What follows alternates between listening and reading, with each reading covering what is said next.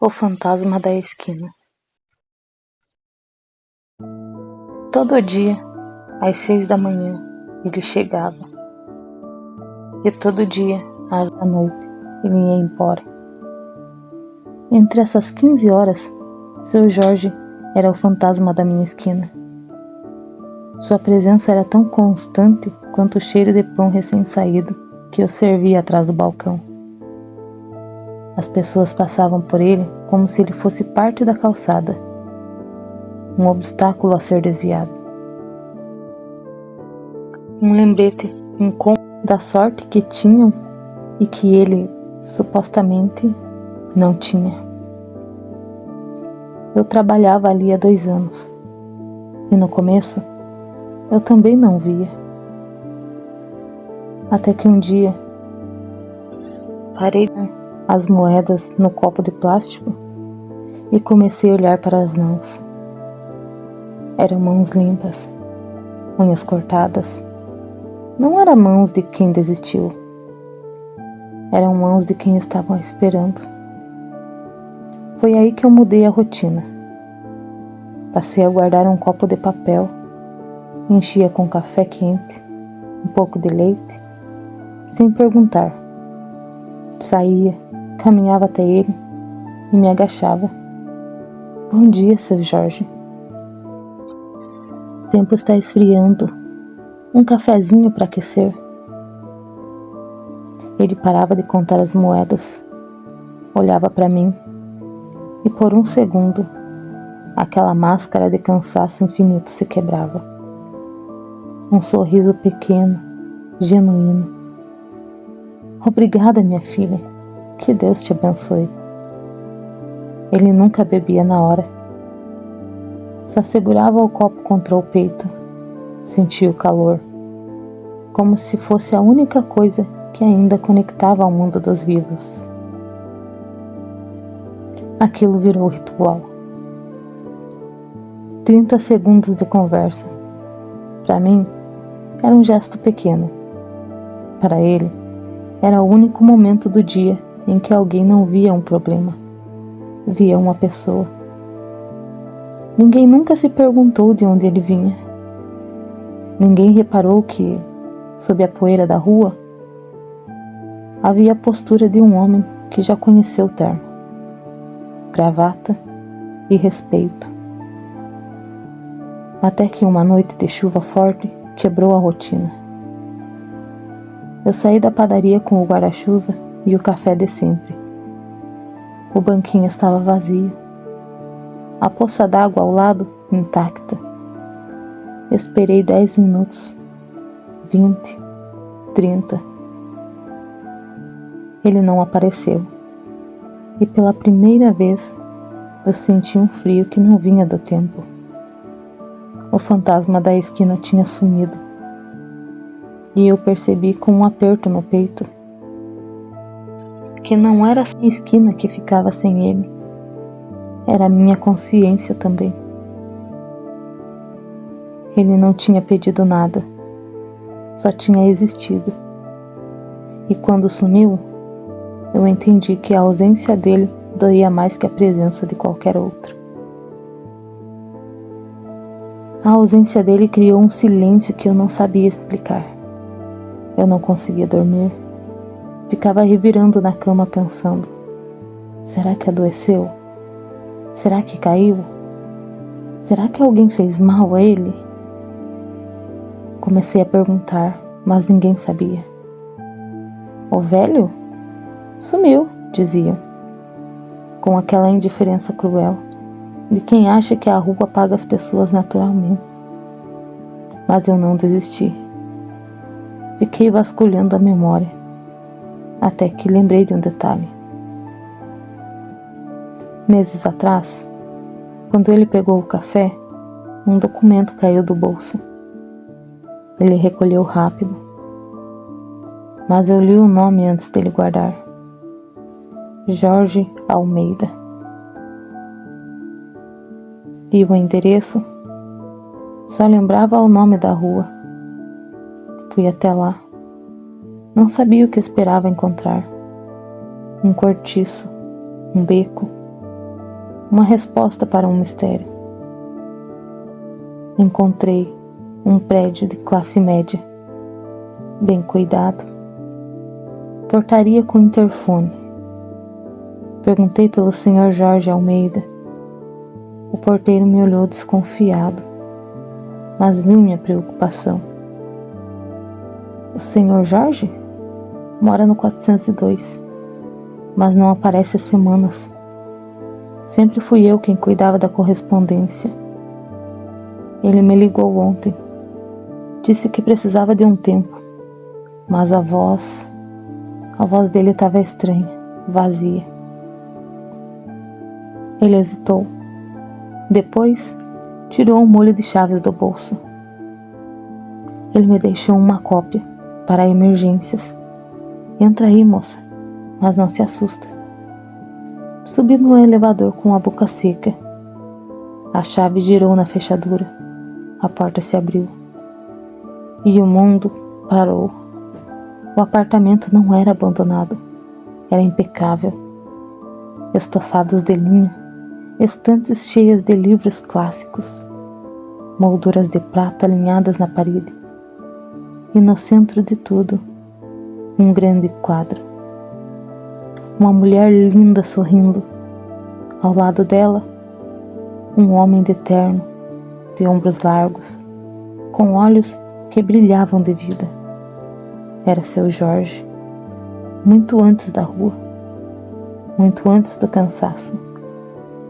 Embaixo da foto, uma plaquinha discreta. Minha Clara, eternamente em meu coração. Fui até a escrivaninha. Havia uma pasta aberta. 3 títulos de propriedades, 3 imóveis quitados, e um envelope pardo, com meu nome escrito à mão. Minhas mãos tremeram.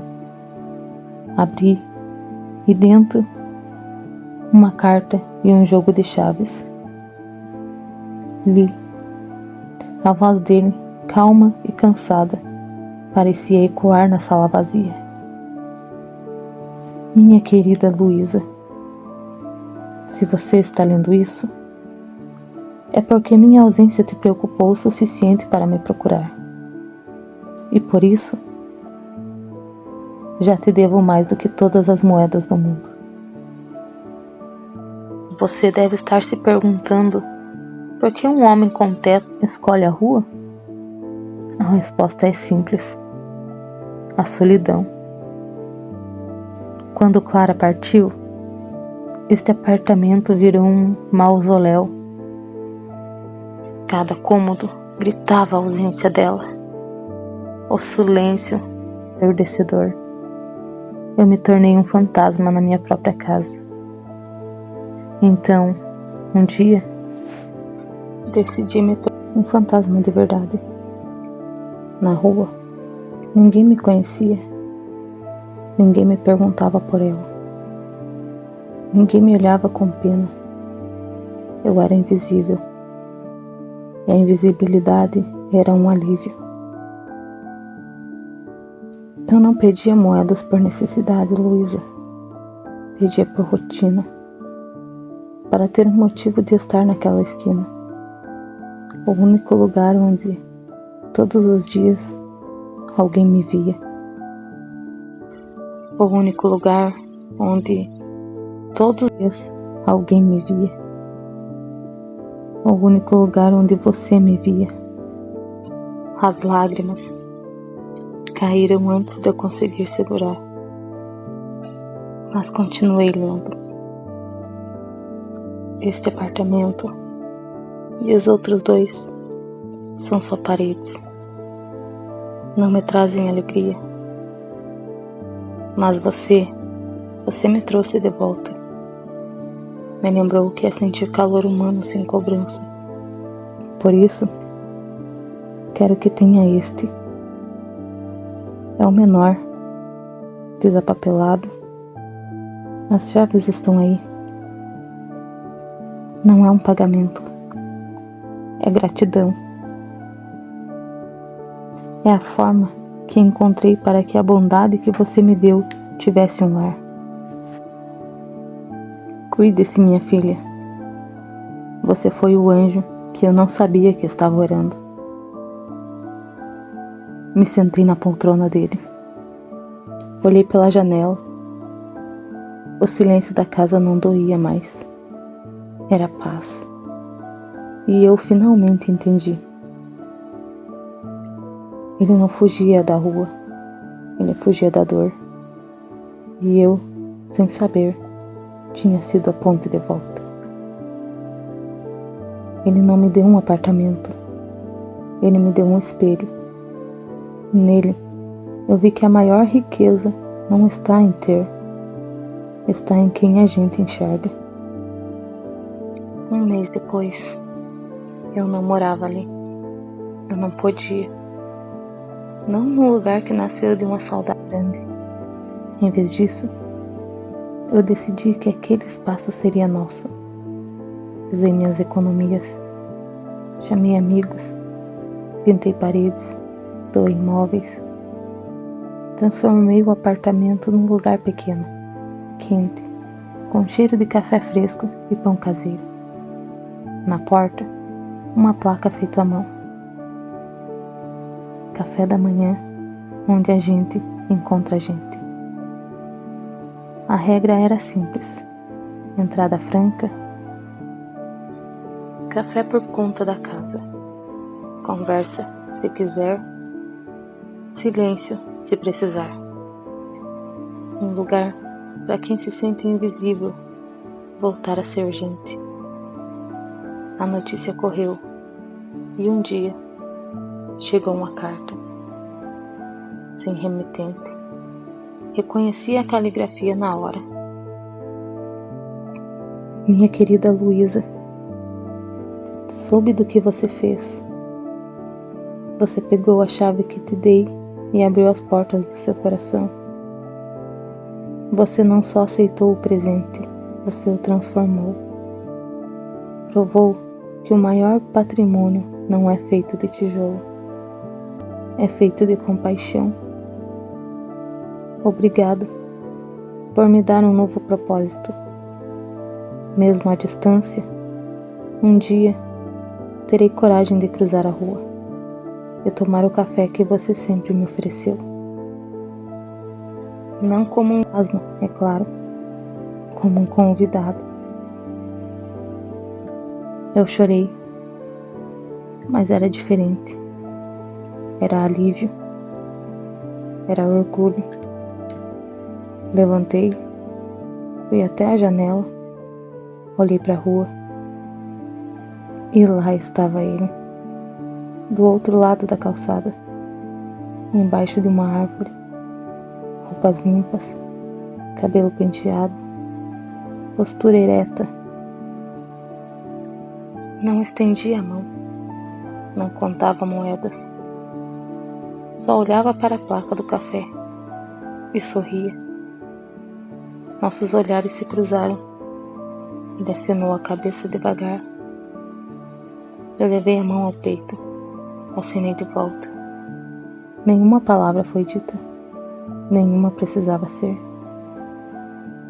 Ele me deu as chaves de um apartamento, mas no fim, me deu a chave para entender que a maior riqueza não está em ter, está em ver, está em enxergar quem o mundo esqueceu de olhar.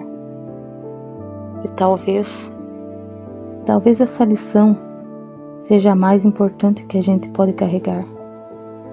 Às vezes, as pessoas que parecem fantasmas só estão esperando alguém parar, olhar nos olhos e dizer: eu te vejo, você importa. E quando isso acontece, o fantasma não some, ele respira de novo. Se você está ouvindo isso e conhece alguém que parece invisível, não vire o rosto. Ofereça um café, pergunte o nome, escute, porque às vezes a gente não precisa salvar ninguém, só precisa lembrar que ele existe. E quando a gente faz isso, a gente também volta a existir. A invisibilidade não é a falta de luz, é falta de quem olhe.